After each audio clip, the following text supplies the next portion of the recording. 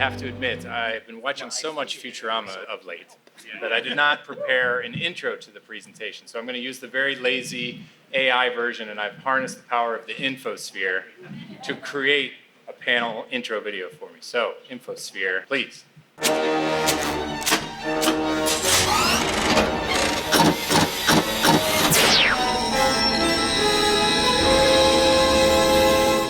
Sweet Comic-Con go off tropical Samoa. That's an impressive collection of nerds you've got there in LA today. I wish I could be there with you, but like my granny used to say back in her tar paper shack on Montego Bay, if you want a box hurled into the sun, you got to do it yourself. God rest her zombie bones. So, although I can't join you, I think bureaucrat grade 10,000 Adam Taylor is 22.8% up to the task. Now, good luck, have fun, and go speak to someone else, you windy barnacle.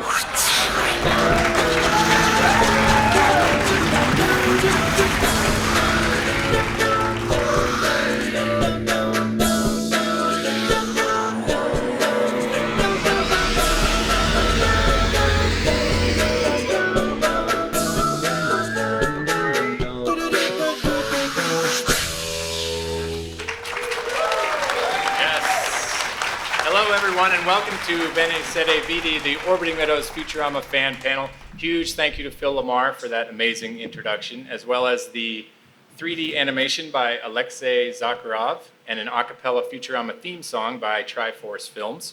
So what am I doing here? I am the Guinness World Record holder for Futurama collectibles. My name is Adam Taylor. Thank you. Though I may be better known to some of you as the asshole that outbids you on eBay every single time. So if you want to look at my Futurama toys, hit me up on Orbiting Meadows on Instagram. If you want to watch our previous panels or eventually this panel, that'll be on Orbiting Meadows on YouTube. But enough of how big of a loser I am. I'm excited to have these amazing panelists next to me, so I want to jump right in. So Infosphere, please generate my panelist list, seated in alphabetical order. Though I'm happy to tell you the real order after the panel if you want to know. Just kidding. After joining Rough Draft Studios back in 1998, the man to my left has worked on such classic shows like Ren and Stimpy, Rugrats, Drawn Together, Duckman, The Simpsons, and Disenchantment, just to name a few. He's an Emmy, Annie, and Hugo award-winning storyboard artist and animation director who in his spare time has directed more episodes of Futurama than anyone else on the planet. Ladies and gentlemen, please put your hands together for Futurama Supervising Director Extraordinaire, Pete Avanzino.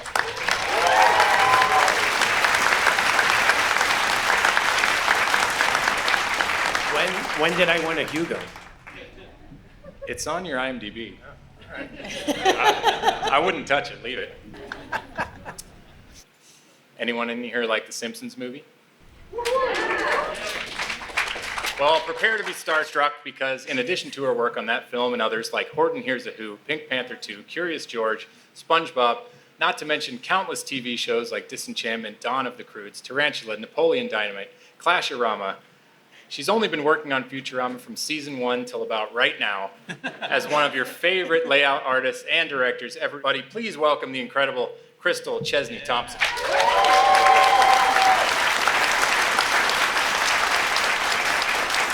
I also noticed that Leprechaun 6 intro on your IMDb. Oh boy. And I was impressed. Back to the hood with a 2 in it. Yeah, back to the hood. All right.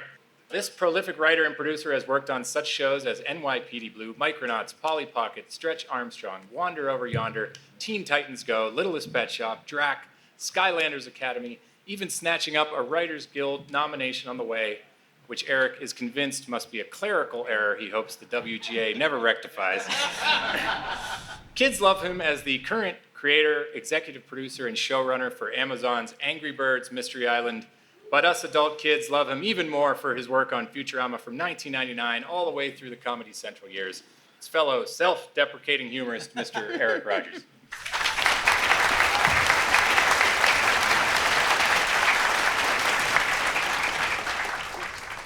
And batting cleanup He's an Emmy and Annie Award-winning writer, crime-fighting attorney, collector's grade figurine maker whose writing credits include The Tonight Show starring Johnny Carson, The Larry Sanders Show, The Critic, The Simpsons, Pinky and the Brain, Rugrats, Muppets Tonight, Class of 3000, Disenchantment, and Spitting Image. Not to mention he's toting around one of those super easy to come by Writers Guild's Lifetime Achievement Awards for animation writing. Our 3-time Futurama Panel All-Star, writer and co-executive producer Patric M. Verrone.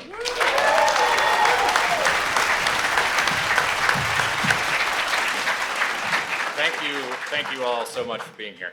But before we get into it, I have to take a quick second to thank our sponsor, all the way from New York City. We've got Panucci's Pizza here.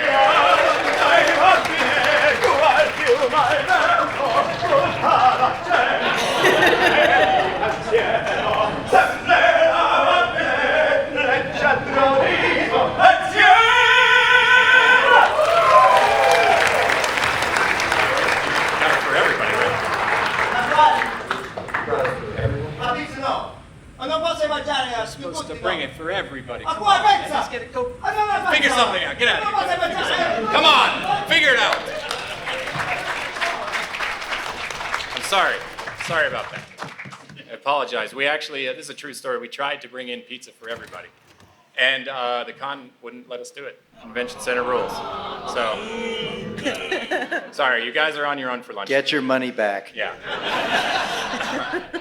Anyway. Let's get started. So taking into account this incredible Futurama history this panel has been a part of, I think a very appropriate first question to all of you would be, how did you get your first start on the show? Or if that answer is too boring, maybe your fondest early memory from the show. Dealer's choice. We'll start with you, Pete. Alphabetical order? Alphabetical is always best, yes. I had worked on The Simpsons as a storyboard artist. And at the time, Futurama, and since that time, I had directed on Duckman and the Wild Thornberrys. And at the time Futurama started, they were not allowed to hire Simpsons artists. So luckily, I was not one.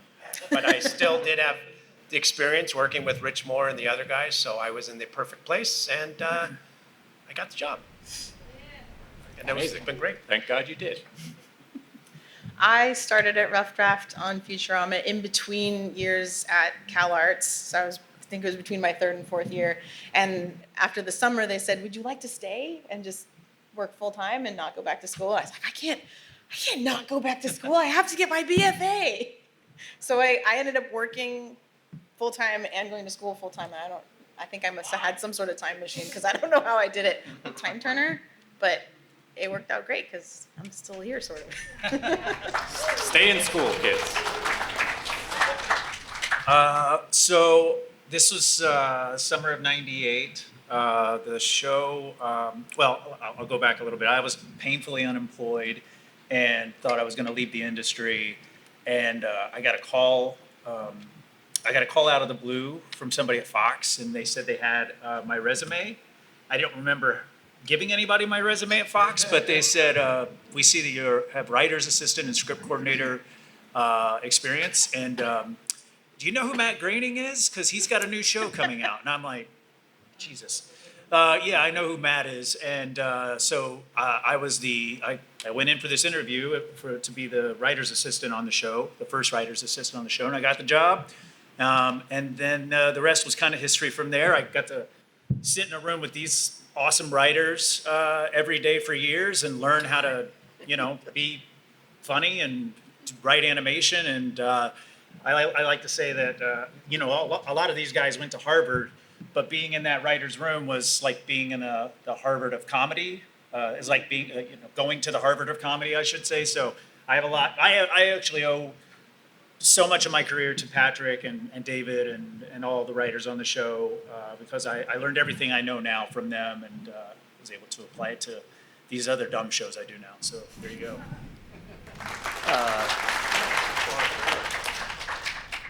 The real story is really kind of boring, so I'll make one up. David Cohen, Matt Groening were scaling Kilimanjaro, and I was their Sherpa, and they said, we're going to do this show about robots, and would you be interested in working on it? And I said, sure. I guess that was boring too, so. It's just that easy to get a writing job in Hollywood, everybody. You just have to run into Well, Matt and that David is- climbing mountains and you're good. So. Yeah. Well, I think we've got a really amazing combination of writers and animators here, so I thought it would be really interesting to focus kind of on the dynamics between bringing something from the page to the screen, which I think no show does better than Futurama. For example, I feel like there's a lot of ways to read the line, pan over to 3 skeletons with crushed pelvises and big smiles on, this guy knows what I'm talking about. But none will ever be better than this. I mean, Like stand up and turn around. pure exactly. mastery. Yeah, look at Snooze in the front row. So along those same lines, I think no episodes kind of exemplify this artistry better than the anthology series, which for those who don't know, there's these 3-part episodes that come around about once a season, and much like The Simpsons does with the Treehouse of Horror, they sort of relax the rules, and it usually ends up with Futurama characters kind of looking like this. This particular Naturama, this was actually written in part by Eric Rogers and directed by the wonderful Chrystal Chesney-Thompson. But we have to be honest too, because depending on what side of the Reddit aisle you sit on, opinions do vary about these. And even inside the writer's room, as we just learned last week. Honestly, some of those 3-part adventures were kind of sloppy.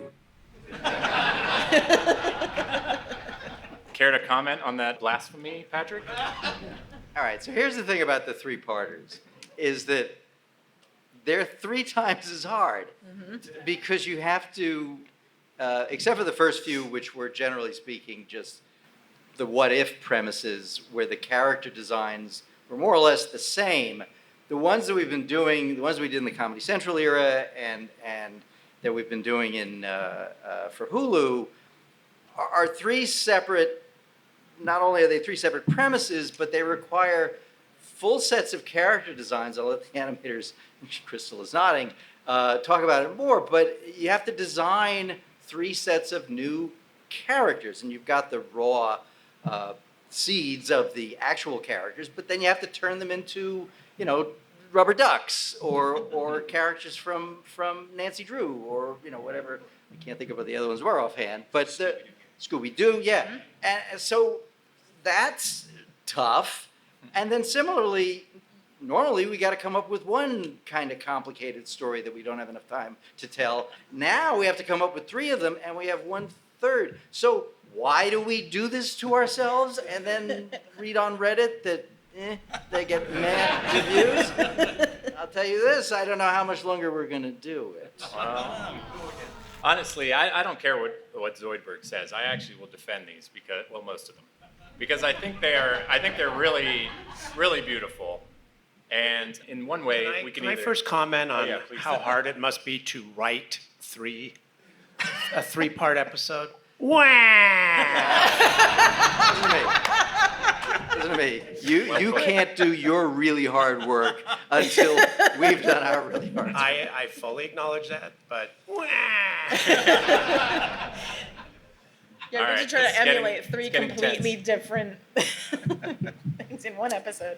Well, this is a good segue because I wanted to ask Eric, you are to blame or to credit for this because you are actually credited as writing the very first segment of the very first anthology episode back in 2000, which was Anthology of Interest 1. So why don't you explain how this started?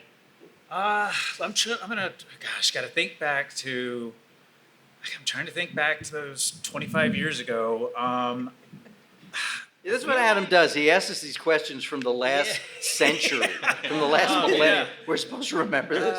I feel like that the genesis of that episode was just everybody wanted to try something different, and because the show is such a sci-fi thing, the what if machine that played really well into trying to play with some of the tropes of sci-fi within the realm of Futurama. So when it came to Giant Bender versus Giant Zoidberg,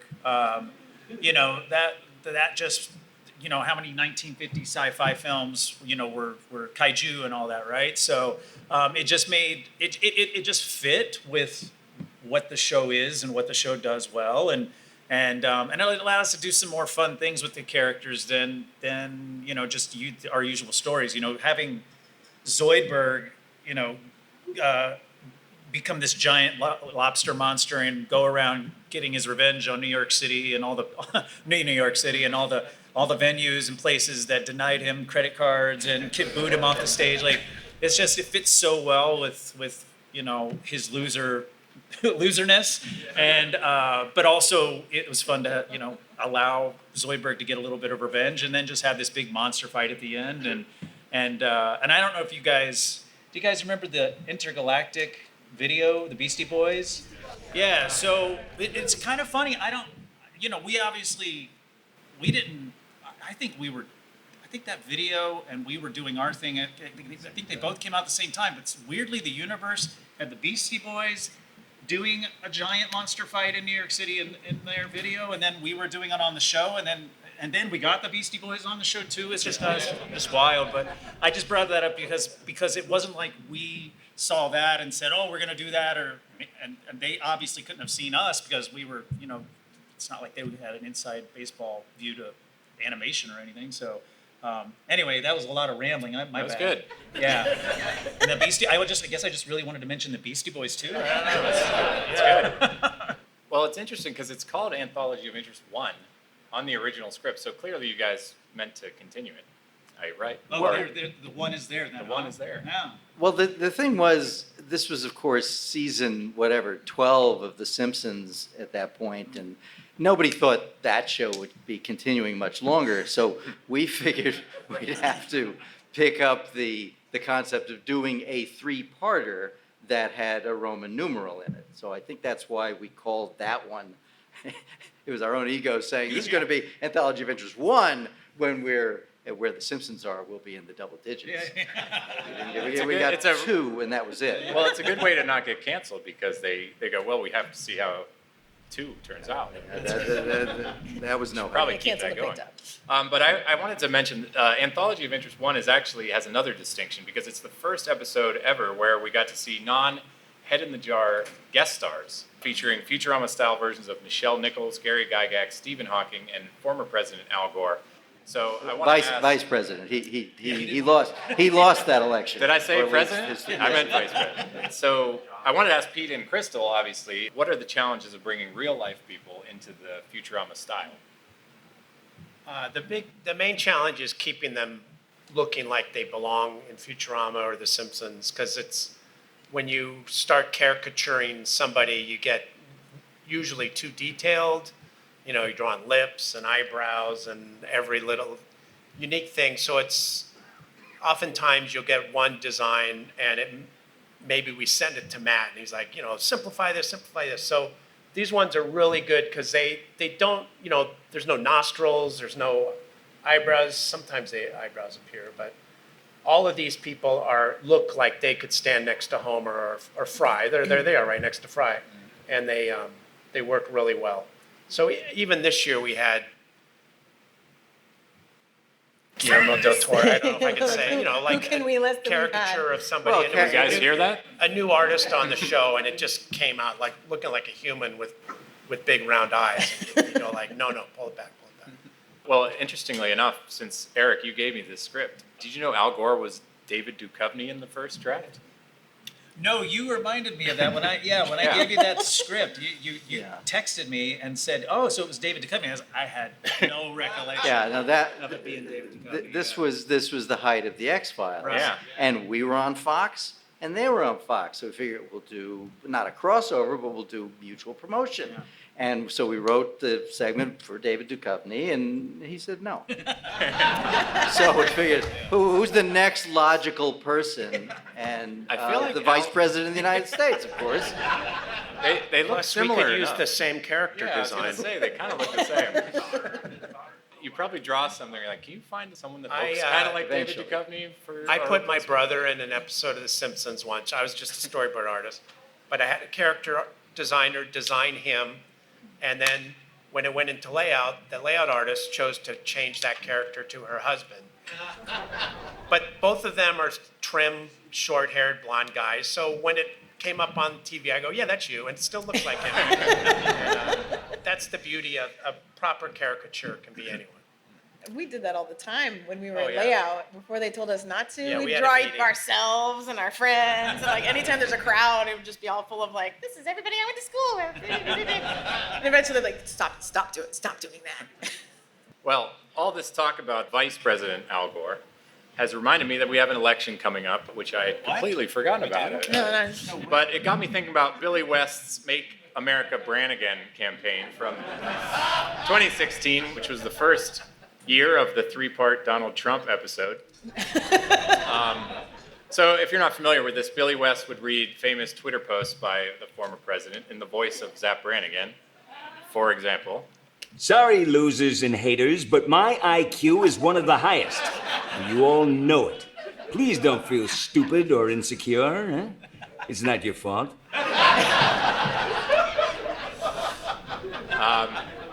So regardless of whether you like Taylor Swift or hate Taylor Swift, I feel like it's pretty funny.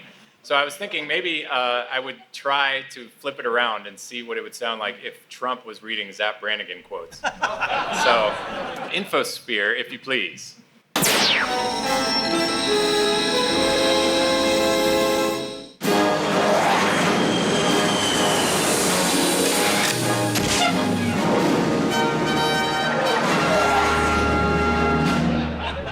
Puny human number one.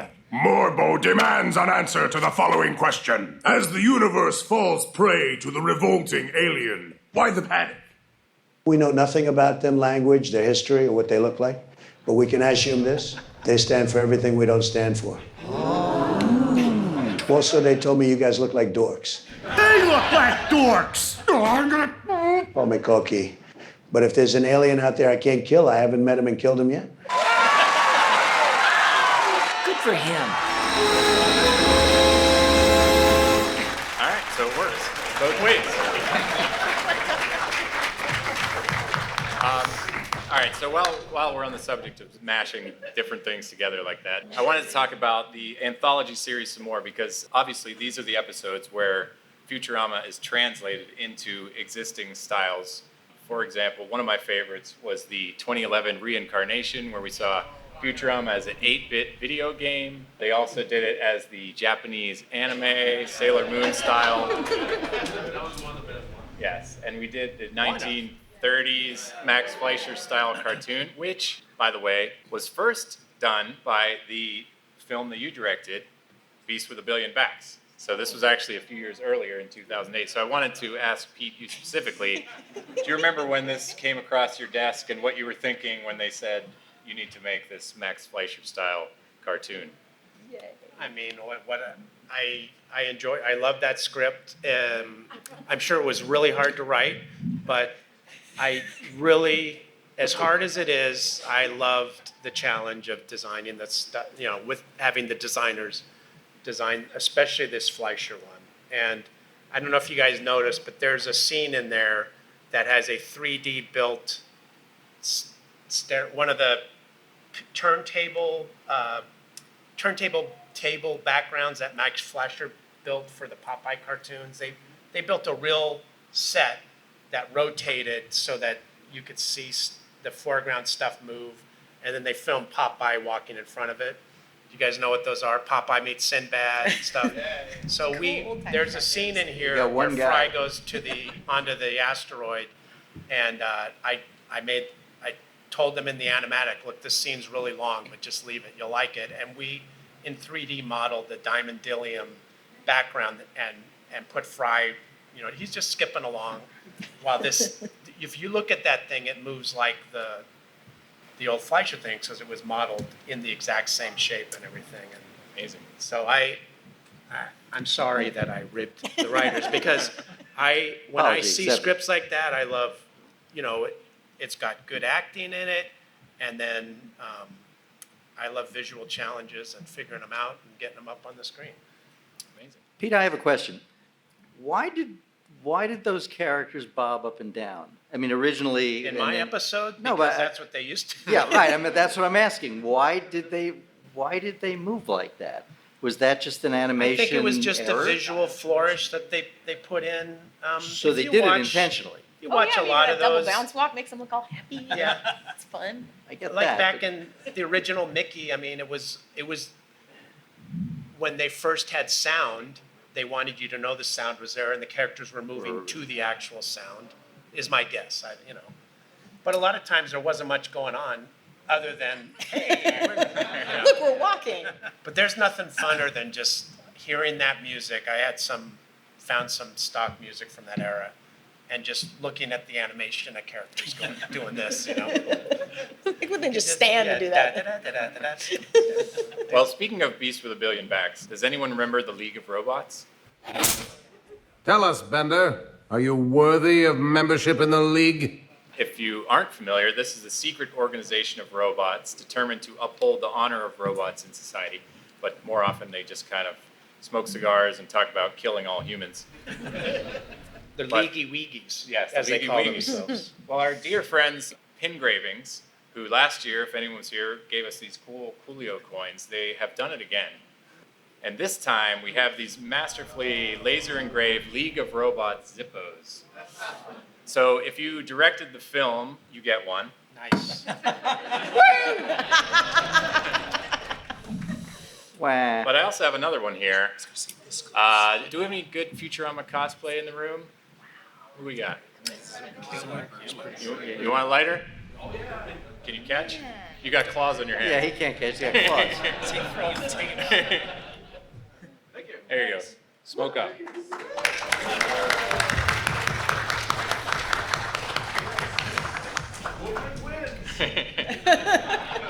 Finally.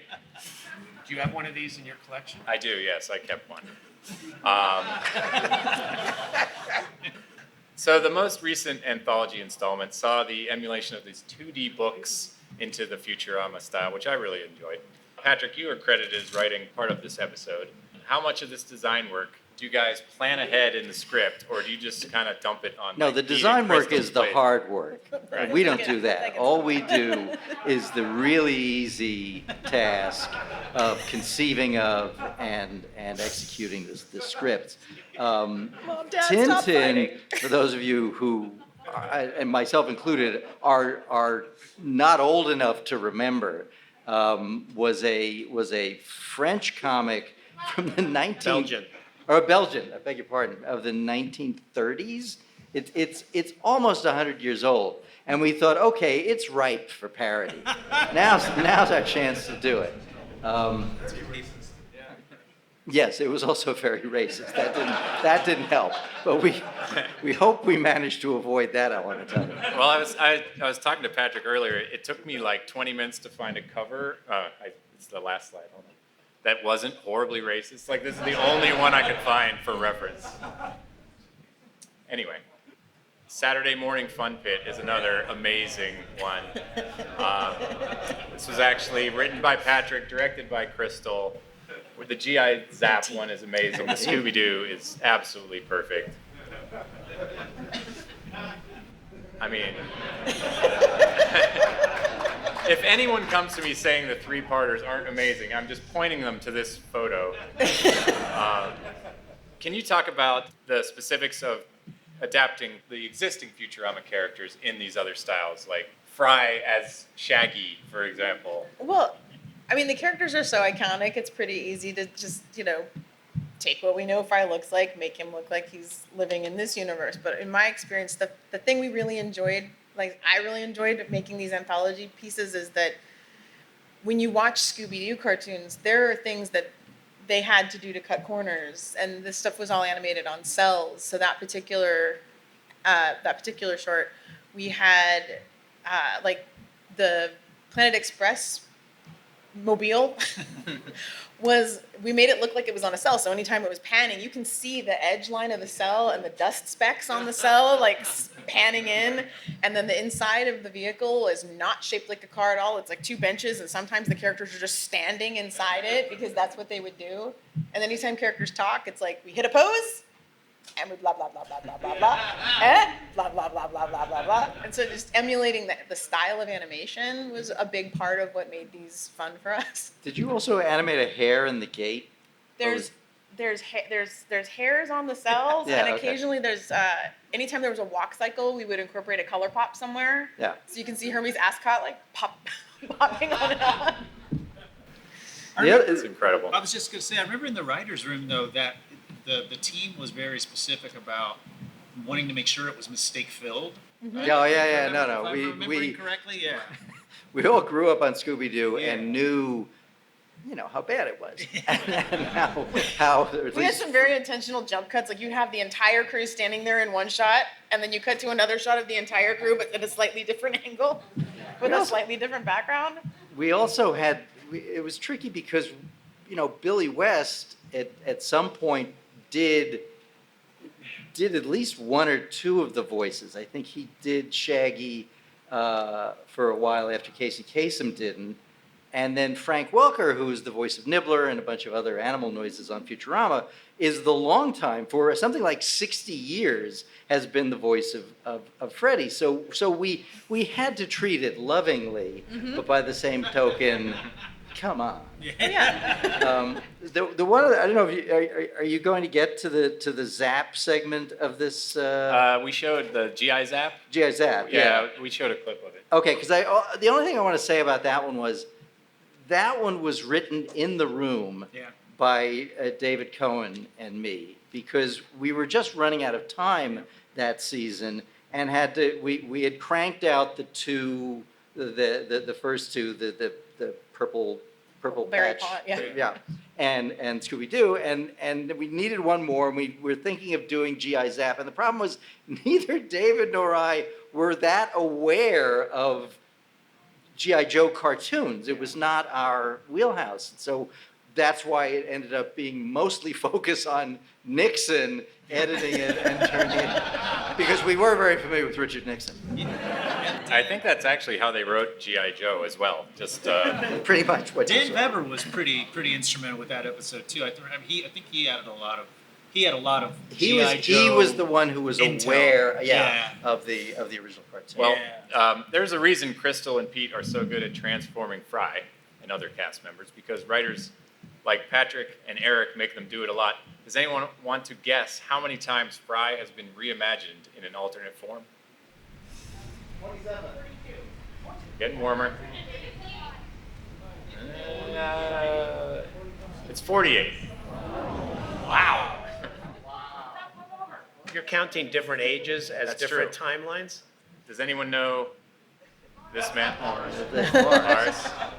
All right, that one's too easy. How about this? Do it. Delivery Boy Man. Yes. Delivery Boy Man. So Delivery Boy Man. This is an episode written by Patric, directed by Chrystal. It's true. Is it difficult to pretend that you're bad at drawing? This is very special to me. When we were trying to design the characters for Delivery Boy Man, the character designers were having a very hard time, like, making these realistically childish-looking drawings. So we turned to our producer, Claudia Katz, and she's very familiar with the characters, and so she drew Fry and Leela, and we took her drawings and then based the character designs on that. And I realized when I was rewatching this, I'm like, I boarded this with my left hand, also to like make sure I didn't do anything. And you're right-handed. That you automatically do, and I think it was colored in Storyboard Pro too. I think we just click filled. Like Sam, our color person, found the right color palettes for everything, but then I was just.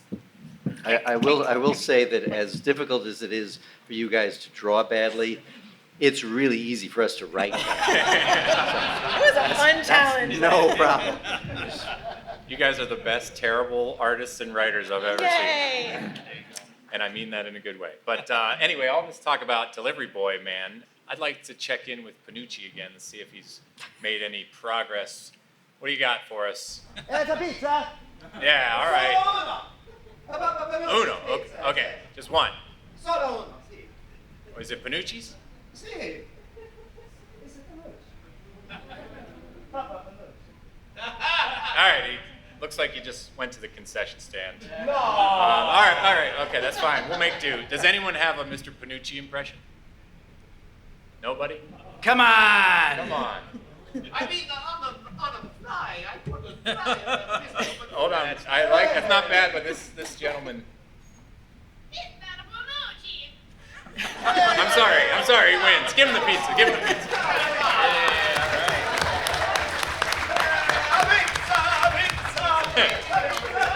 Here. All right, so.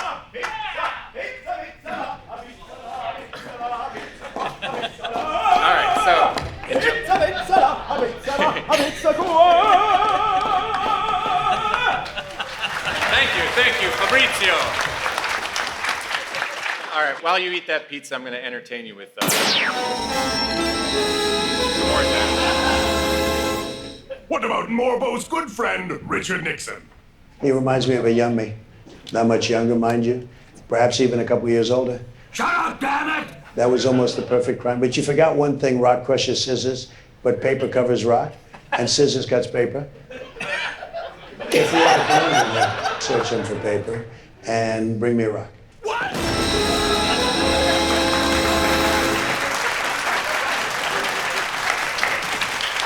All right. Speaking of heads exploding, Pete, do you remember the script for Into the Wild Green Yonder, more specifically Chapter 4, page 29, where they asked you to draw every character in Futurama? Yes, I do.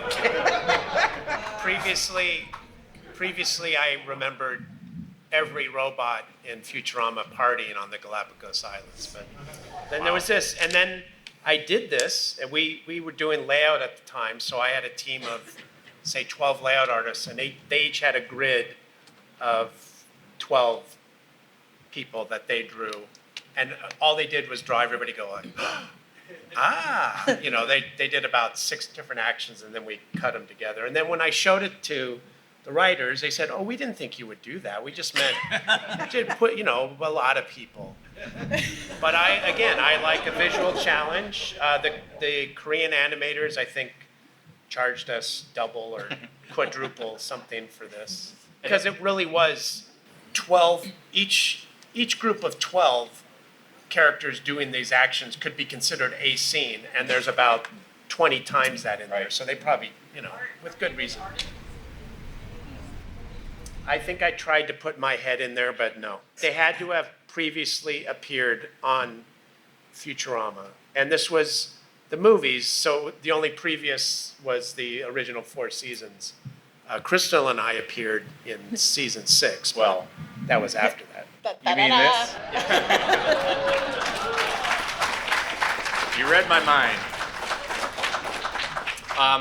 I did notice that Eric Rogers is not here, but that's all right because I went searching IMDb. I wasn't a big shot yet. I was a nobody. Hold on, Eric. I think you did make a slight appearance somewhere. Let me scroll down here. Wait, what's this? The popular singer. Oh my God! There's Jake Finkelberg. He's so hot. I wish he wasn't my brother. Popular Smart Club.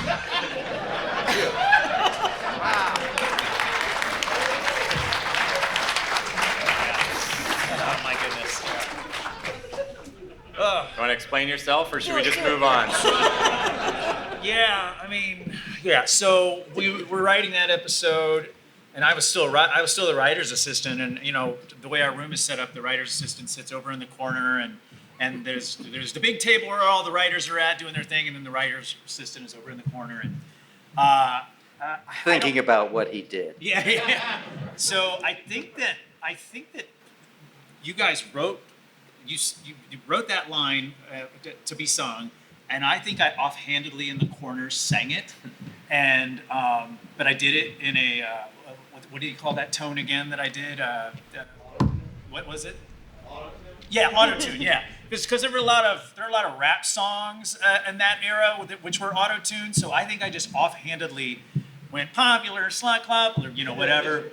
And David cracked up, and you always know you did something right if David's cracking up, and so now that's going to be an auto-tune thing, and then when they were editing the episode, editorial's just down the hall, so David says, do you want to just come in and sing that, and you'll be the singer in the episode? And I was like, yeah, of course. And that's what I did. I went down and I sang into a microphone and ended up in the show. Well, and I didn't get paid for it either, damn it. Somebody's getting paid for it because these shirts are actually readily available online, and they make no mention of Futurama. Nobody knows that this is like a Futurama reference. Popular Slut Club t-shirt? Yes, I think there's an unclaimed royalty check. Wow. Do you have one in your collection? I don't. I'm going to get one of these. Yeah, we get one. Get one for me. I can't fill it out like Amber Rose. But this actually made me start to think about other ways that Futurama things have led into the culture. And, much has been made of The Simpsons, how they predict the future. But I was thinking, I think Futurama might be a close second. Because just the other day, did anyone see this article? The Tesla of euthanasia. I think we all remember what the real Tesla of euthanasia is. And speaking of Tesla, where have I seen this hunk of shit before?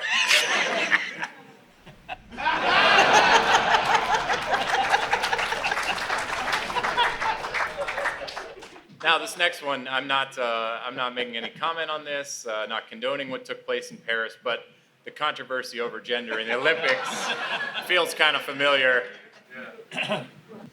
And, does this one even need an explanation? Oh yeah. Seymour! They even named him Dogor, which kind of sounds like Seymour.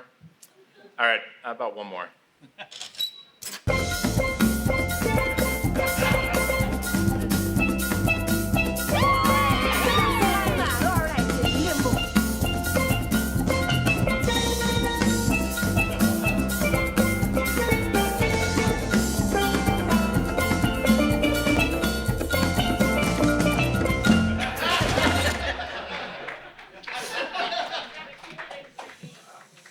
All right, we're running out of time, but I do have one quick prediction from the infosphere.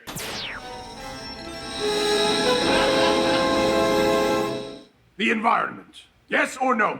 I find the most erotic part of the woman to be the boobies. I remind you, you are under a truthoscope. So tell us! Let us remember those immortal words once spoken by a great man, Mu'a, and I quote, all good things must come to an end, preferably in a humongous explosion.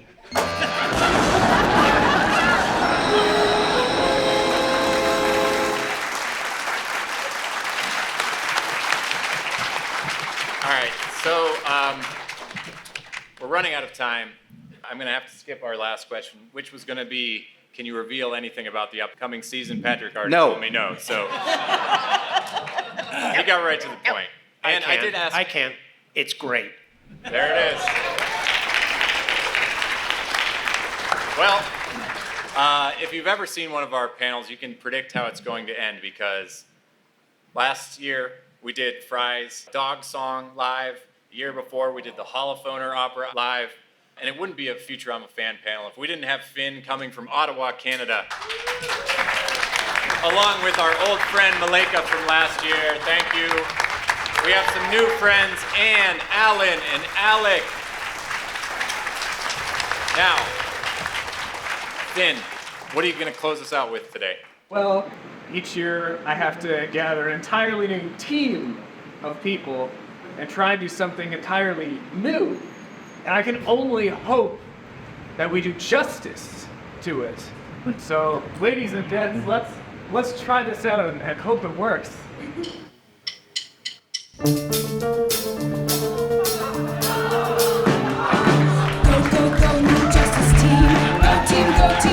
Team. Who's that newest Justice Team? The new Justice Team. Captain yesterday is fast. Also he is from the past. Not just fast, but from the past. Captain yesterday. And Super King has all the powers of a king plus all the powers of Superman. Also he's a robot eating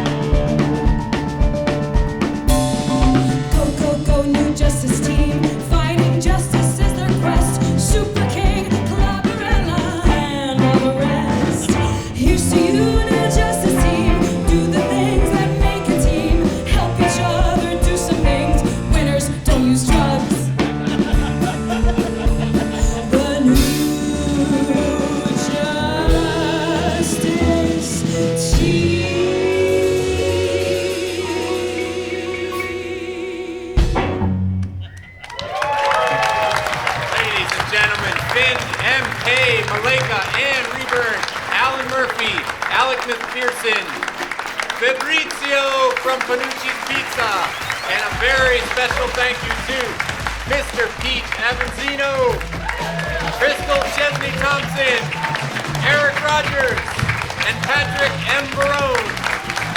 Thank you so much, LA Comic-Con, for hosting us. Thank you, Hulu, and thank you all for being here. Enjoy the rest of the convention.